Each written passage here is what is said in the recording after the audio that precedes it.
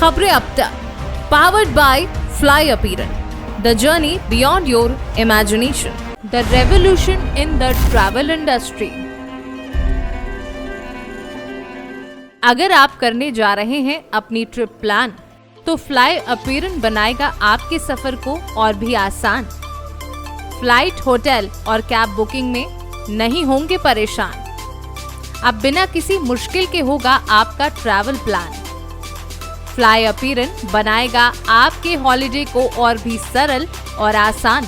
अगर आप प्लान कर रहे हैं फैमिली हॉलिडे या फिर कॉर्पोरेट टूर, तो चुने फ्लाई अपीयरन, जो आपकी मुश्किलें करेगा दूर।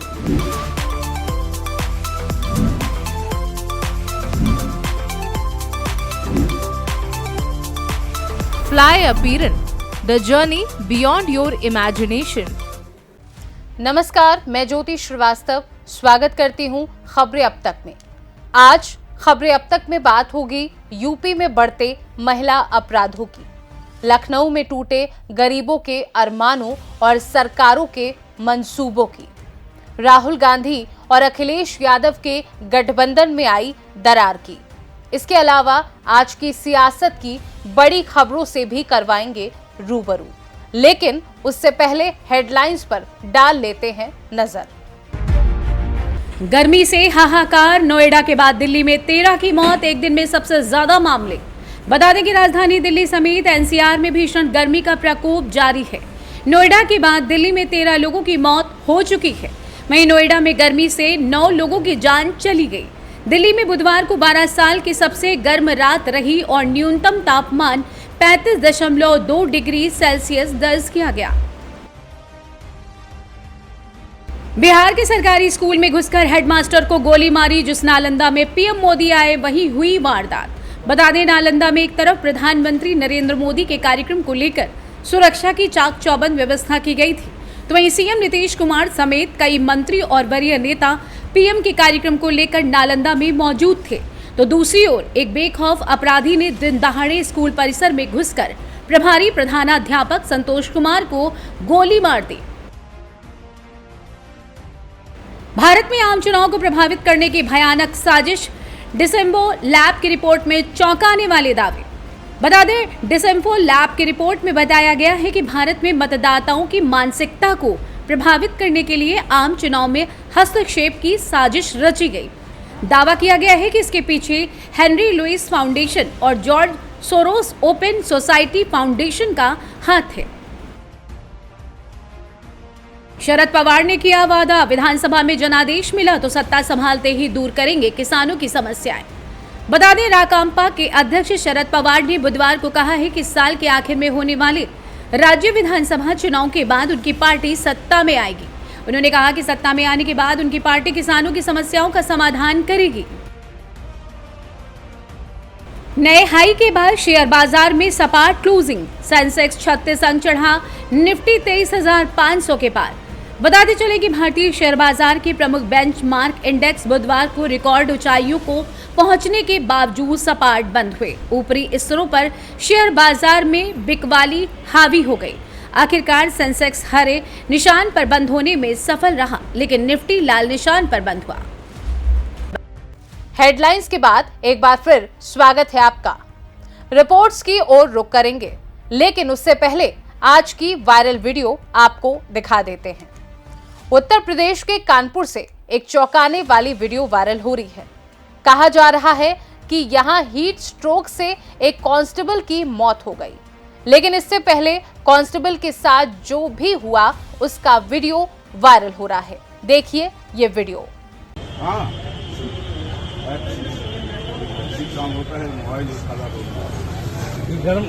मोबाइल हैंग कर रहे हैं, गर्म क्यों है?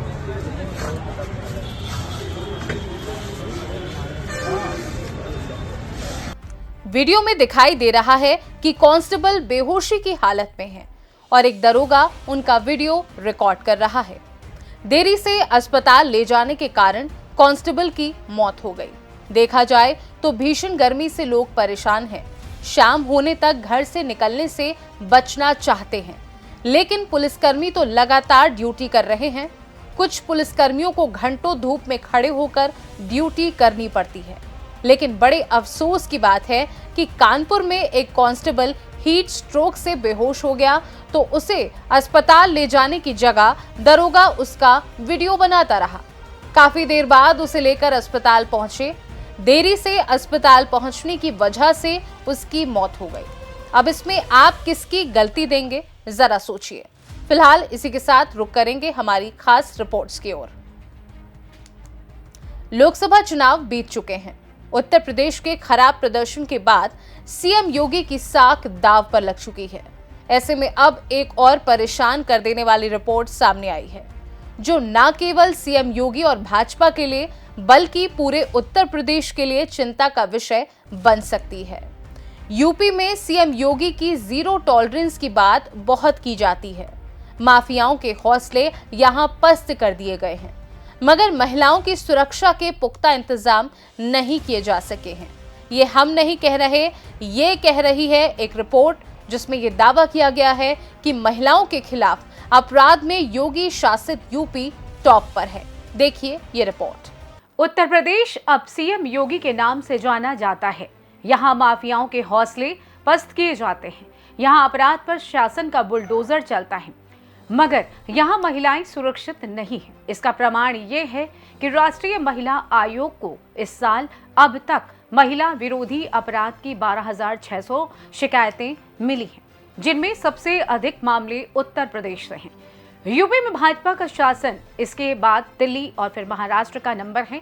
एनसीडब्ल्यू के आधिकारिक आंकड़ों के अनुसार ज्यादातर शिकायतों में घरेलू हिंसा के अलावा अन्य उत्पीड़न भी शामिल हैं। इसमें कहा गया है कि इस श्रेणी में 3,107 शिकायतें प्राप्त हुई। रिपोर्ट क्या कहती है, आइए आपको बता देते हैं। राष्ट्रीय महिला आयोग को घरेलू हिंसा की 3,544 शिकायतें आई। वहीं दहेज उत्पीड़न की 1,957 शिकायतें, छेड़छाड़ की 817 शिकायतें आई। महिलाओं के प्रति पुलिस की उदासीनता की 518 शिकायतें तथा रेप की कोशिश की 657 शिकायतें मिली। यौन उत्पीड़न की 493, साइबर अपराध की 339, पीछा करने की 345 और ऑनर उत्पीड़न की 206 शिकायतें मिली।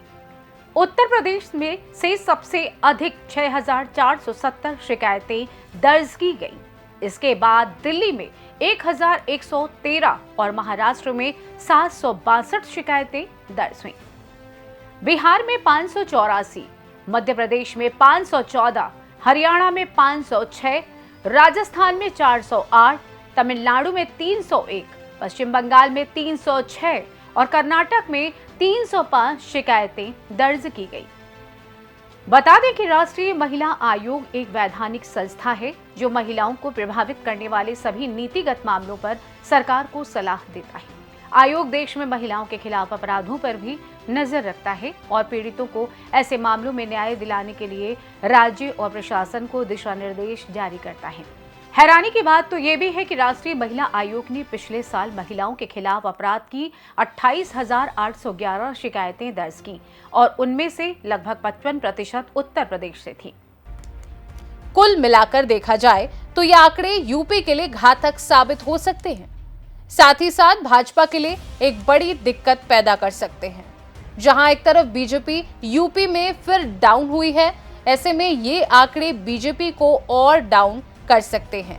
बीजेपी महिलाओं की सुरक्षा का दावा करती है, वहीं ये आंकड़े दावों की पोल खोलते नजर आ रहे हैं। जाहिर है अब विपक्ष भी इस मुद्दे पर सरकार को घेरेगा ही। ऐसे में देखने वाली बात होगी कि बीजेपी और सीएम योगी इस मसले से कैसे पार पाते हैं। फिलहाल इसी के साथ वक्त है आगे बढ़ने का। रुक करेंगे अगली रिपोर्ट की तरफ।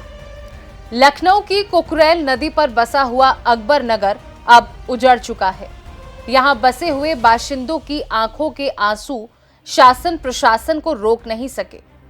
6 दशक से ज्यादा वक्त जिन आशियानों को सहेजने और बनाने में लगा, उन्हें अफसरों का बुलडोजर एक झटके में गिराने के लिए कुकरेल नदी के सौंदर्यीकरण के नाम पर आ धमका और आशियानों को उजाड़कर शांत हुआ। अब अकबर नगर में रोने वाले भी नहीं रहे, क्योंकि उनको भी प्रशासन ने ठिकाने पहुंचा दिया है। वो किन हालातों में है, किसे क्या खबर। उनको एक पीएम आवास देकर सरकार ने अपना पल्ला झाड़ लिया है। क्या फर्क पड़ता है कि 7 लोगों का परिवार महज 2 कमरों में कैसे गुजारा कर रहा होगा। फिलहाल अब दर्द की दास्तां सुनाने का कोई फायदा भी नहीं होने वाला है, लेकिन अब जब अकबरनगर समतल हो चुका है तो इस पर सरकार क्या करने वाली है वो आपको बता देते हैं। लखनऊ के अकबरनगर में चल रहे ध्वस्तीकरण का काम आखिरकार पूरा हो गया है। लखनऊ डेवलपमेंट अथॉरिटी ने 9 दिन तक चलाए गए इस अभियान में 24.5 एकड़ में बने करीब 1800 अवैध मकान, दुकानें और कॉम्प्लेक्स को जमींदोज कर दिया है।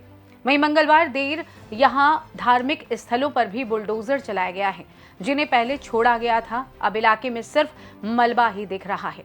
हालांकि सुरक्षा की दृष्टि से भारी पुलिस और पीएसी के जवान तैनात हैं। कुकरेल नदी की जमीन पर कब्जा कर लोगों ने कॉम्प्लेक्स, शोरूम, दुकानें और बड़ी संख्या में घर बना लिए थे। जब शासन ने कुकरेल नदी के सौंदर्यीकरण का आदेश आया तो सर्वे में पता चला कि पूरा अकबर नगर नदी की जमीन पर ही बसा हुआ है। इसके बाद एलडीए ने ध्वस्तीकरण के लिए नोटिस जारी किया। नोटिस के बाद भी कोई भूस्वामी जमीन के मालिकाना हक का दस्तावेज पेश नहीं कर पाया, जिसके बाद एलडीए ने ध्वस्तीकरण का आदेश पास कर दिया। इस फैसले के खिलाफ लोग हाई कोर्ट गए, लेकिन वहां से राहत नहीं मिली। बाद में सुप्रीम कोर्ट का रुख किया, पर वहां से भी अवैध कब्जा करने वाले लोगों को कोई राहत नहीं मिली। इस अभियान में अवैध बने 1169 आवास और 101 कॉमर्शियल निर्माण ध्वस्त किए गए। लोगों के आंसू के आगे भी प्रशासन का मन नहीं पसीजा। फिलहाल अब अकबरनगर समतल हो चुका है। ऐसे में सरकार इस पर क्या करने वाली है वो भी बता देते हैं। दावा किया जा रहा है कि अवैध निर्माणों को तोड़कर इको टूरिज्म तैयार किया जाएगा। इसके अलावा लखनऊ में स्थित चिड़ियाघर को भी शिफ्ट करने की योजना है। इतना ही नहीं, मुख्यमंत्री योगी आदित्यनाथ का ड्रीम प्रोजेक्ट कुकरेल नदी पर बनने वाला रिवर फ्रंट लखनऊ में एक प्रमुख विकास परियोजना के रूप में उभर रहा है। इस परियोजना पर विशेष ध्यान दिया जा रहा है। इस ड्रीम प्रोजेक्ट के माध्यम से लखनऊ में पर्यटन और स्थानीय विकास को नया आयाम मिलेगा और ये शहर की सुंदरता में 4 चांद लगाए जाने का दावा किया जा रहा है। देखा जाए तो आने वाले वक्त में लोग अकबरनगर के साथ हुए इस मसले को भूल जाएंगे। हो सकता है कि सरकार यहां सुंदरता बिखेर दे, मगर हजारों लोगों के दिल की कसक दशकों तक यहां बसने वाली है। अकबरनगर के साथ जो हुआ उसमें केवल यहां के लोगों की गलती नहीं है, सरकार बराबर की हिस्सेदार है। अगर अकबरनगर अवैध था तो सालों से यहां टैक्स क्यों वसूला गया? यही नहीं, इन इलाकों के लोगों के सरकारी पहचान पत्र भी लगातार उन्हीं अफसरों के विभागों से बनते रहे जो आज बुलडोजर लेकर आशियानों को जमींदोज कर चुके हैं। फिलहाल अकबरनगर तो अब उजड़ चुका है, लेकिन सरकार इस जगह पर कैसे अपने सपने को पूरा कर पाती है, ये देखने वाली बात होगी। फिलहाल वक्त है आगे बढ़ने का। रुख करेंगे अगली रिपोर्ट की ओर। 2024 के लोकसभा चुनाव में इस बार अखिलेश और राहुल की जोड़ी ने कमाल कर दिया। यूपी के दोनों लड़कों ने मिलकर न सिर्फ भाजपा को आईना दिखाया, बल्कि यूपी की जनता में एक बार फिर वही विश्वास पैदा कर दिया है। इसका जीता जागता उदाहरण चुनाव प्रचार के दौरान देखने को भी मिला। आलम यह था कि दोनों की रैलियों में खचाखच भीड़ भरी थी, पैर रखने तक की जगह नहीं थी, और ये भी वोट बैंक में भी तब्दील हुई। यही कारण है कि सपा कांग्रेस ने मिलकर यूपी में 47 सीटें अपने नाम की। वहीं अब कहा जा रहा है कि दोनों 2027 का विधानसभा चुनाव भी एक साथ मिलकर लड़ेंगे। लेकिन उसके पहले उत्तर प्रदेश में विधानसभा उपचुनाव होने हैं, जिसमें कांग्रेस और सपा का गठबंधन महाराष्ट्र और हरियाणा चुनाव पर निर्भर करेगा। अगर कांग्रेस इन 2 राज्यों में समाजवादी पार्टी को सीट देती है, तभी सपा यूपी विधानसभा उपचुनाव में कांग्रेस के किसी दावे पर विचार करेगी।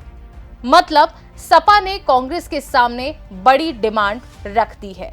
देखिए हमारी ये खास रिपोर्ट। यूपी में विधानसभा की 10 रिक्त सीटों पर उपचुनाव होने हैं। इनमें से एक सीट सीसामऊ सपा विधायक इरफान सोलंकी को 7 साल की सजा होने से खाली हुई है, जबकि 9 विधानसभा सदस्य अब लोकसभा सांसद बन चुके हैं।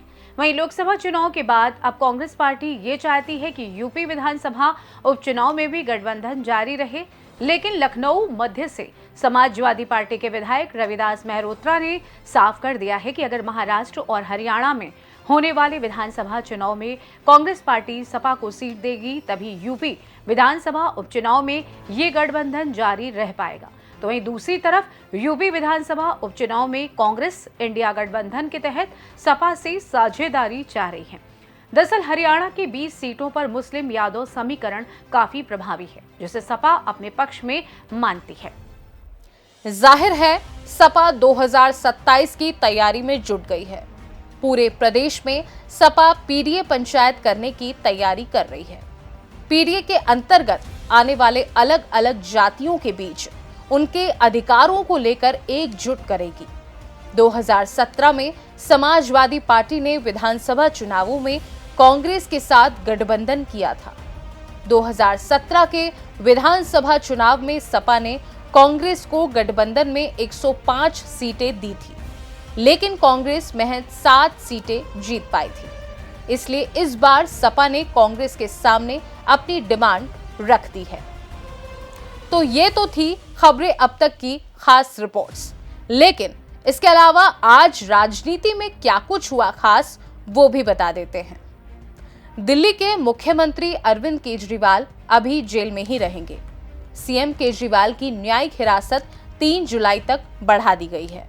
इससे पहले अदालत ने आबकारी नीति घोटाले से जुड़े मनी लॉन्ड्रिंग मामले में दिल्ली के मुख्यमंत्री अरविंद केजरीवाल को अंतरिम जमानत देने से इनकार कर दिया था।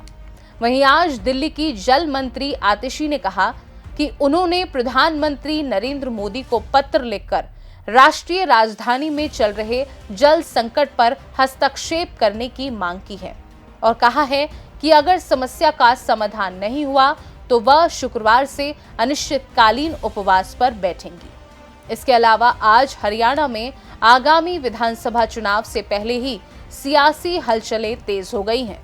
लोकसभा चुनाव में मिली करारी हार के बाद अब बीजेपी ने विधानसभा चुनाव पर फोकस शुरू कर दिया है। इसी कड़ी में अब कांग्रेस की कद्दावर नेता रही किरण चौधरी और उनकी बेटी श्रुति ने हाथ को अलविदा कहते हुए भारतीय जनता पार्टी का दामन थाम लिया है। वहीं आज पीएम नरेंद्र मोदी ने 1749 करोड़ रुपए से बने नालंदा यूनिवर्सिटी के नए कैंपस का उद्घाटन किया। फिलहाल इसी के साथ मुझे दे इजाजत। जाते जाते एक बात जरूर करेंगे आपसे। गर्मी अपना विकराल रूप दिखा रही है, लोगों की जानें जा रही हैं। आलम यह है कि अब तो प्रकृति का बदलता स्वभाव सबको साफ समझ आने लगा है। हालांकि ज्यादा पुरानी बात नहीं, लेकिन यकीनन किस्से कहानियों सी लगती हैं। जब गांव में खपरेल के कच्चे मकान होते थे और चारपाई पर घरों के बाहर गहरी और बेफिक्र नींद सोते थे, न मच्छर का डर, न बजबजाती नालियों की बदबू। मगर 2-3 दशक में ही सब कुछ तेजी से बदल गया। विकास के नाम पर अब बड़ी बड़ी बहुमंजिला इमारतें, घरों की पतली सीमेंट की दीवारें और इनके जल्द ठंडे या गर्म होने से कमरों के अंदर का हर दिन बदलता तापमान, तपते आंगन, तलवे जलाती कंक्रीट की सड़कें और घरों के सामने बजबजाती नालियां, भिनभिनाते मच्छर, मक्खियां नजर आती हैं। सवाल है कि इस विकास के नाम पर बड़े क्रांतिकारी परिवर्तन के दौर में पहुंचकर हम इतराएं, घबराएं या सिर पकड़ें। ये गर्मी मौसम की मार नहीं, हमारी और आपकी लापरवाही है। अब जरूरी है कि मानवीय गतिविधियों से बिगड़ते जलवायु संतुलन को गंभीरता से लें। हर किसी को अपने अपने प्रयासों से ग्लोबल वार्मिंग को रोकना होगा, वरना देर हो जाएगी। सोचिए, भविष्य के विनाश की पटकथा लिखकर विकास की झांकी सजाना कितना सही है। फिलहाल अब मुझे दे इजाजत आज के इस सुविचार के साथ। नमस्कार।